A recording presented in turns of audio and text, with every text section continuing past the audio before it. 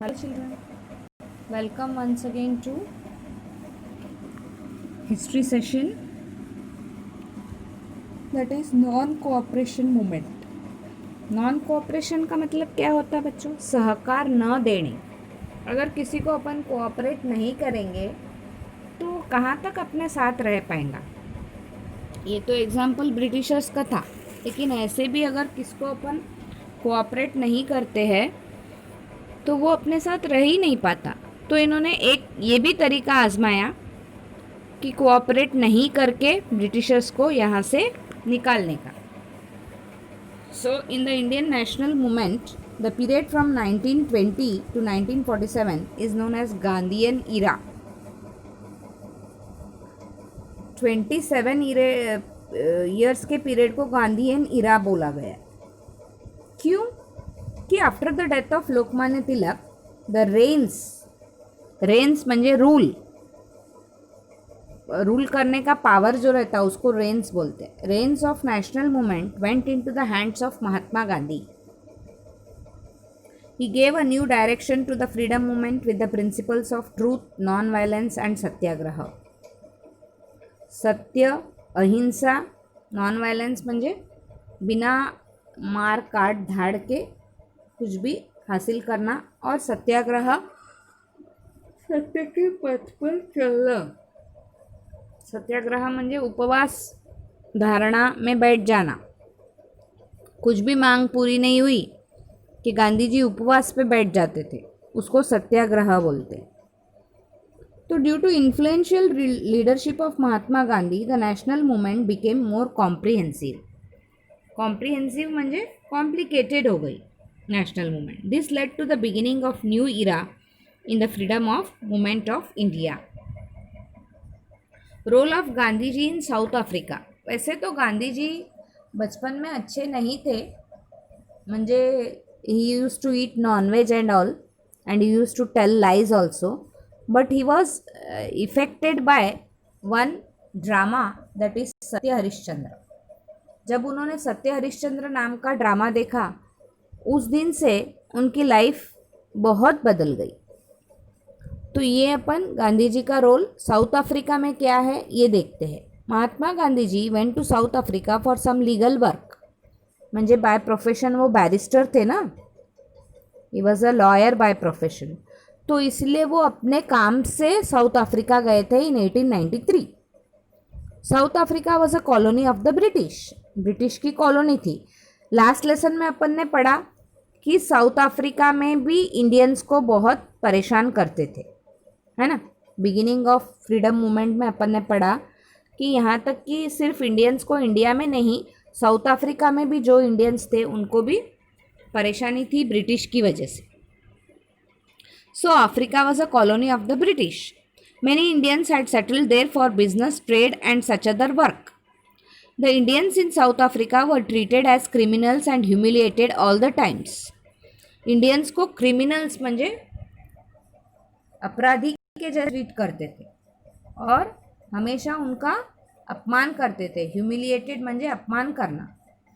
In 1906, the government declared that it was compulsory for the blacks to carry an identity card and their freedom was restricted as well. 1906 में वहाँ की government ने बोला कि black म्हणजे जो दिखने में काले हैं उनको एक आइडेंटिटी कार्ड अपना कैरी करना पड़ेगा और उनको जहाँ चाहे वहाँ वो घूम नहीं सकते हैं, म्हणजे उनकी फ्रीडम रेस्ट्रिक्ट हो जाएंगी। उनके लिए जहाँ जहाँ लीगली है वहीं वो जा सकते थे। यहाँ तक के रेलवे स्टेशन जो रहते थे ना, पार्क रहते थे, रेलवे स्टेशन रहते थे, जहाँ पे भी कोई भी पब्लिक प्लेस में ओनली फॉर वाइट नाम के बोर्ड लगा दिए जाते थे। म्हणजे वो बेंच खाली भी है फिर भी पार्क में उसमें ब्लैक व्यक्ति नहीं बैठ सकता, because it was written that it was only for whites. समझ में आ रहा किस तरीके से ह्यूमिलिएशन था। तो in 1906 the government declared that it was compulsory for the blacks to carry an identity card and their freedom was restricted as well.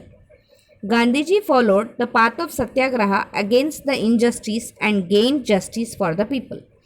Gandhi ji ने सत्याग्रह के पथ पे चल के उन्होंने उन लोगों के लिए न्याय हासिल किया।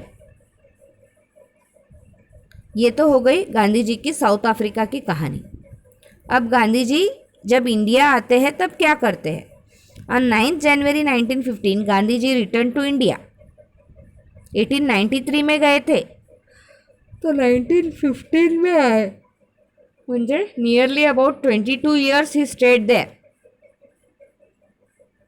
समझ में आ रहा? Gandhi ji returned to India from South Africa. As suggested by Gopal Krishna Gokule, he made the tour of entire nation. फिर उन्होंने गोपाल कृष्ण गोखले ने उनको एक सजेशन दिया कि आप पूरे भारतवर्ष में घूम लो। He became sad looking at the misery and poverty of the people. लोगों की जो गरीबी और जो दुर्दशा थी वो देख के उनको बहुत दुख हुआ। He took up the vow of service to the nation. उन्होंने प्रण लिया। वॉव लेना म्हणजे प्रण लेना। क्या प्रण लिया? सर्विस टू द नेशन, मैं देश की सेवा करूंगा। He stayed at the Sabarmati आश्रम इन अहमदाबाद। अहमदाबाद में वो साबरमती आश्रम में रुक गए। He followed a new technique of satyagraha to gain justice for common people.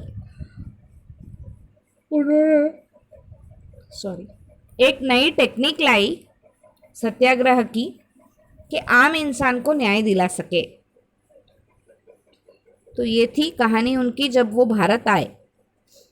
अभी philosophy of satyagraha. Gandhi ji brought in a novel technique. Novel म्हणजे कुछ हटके।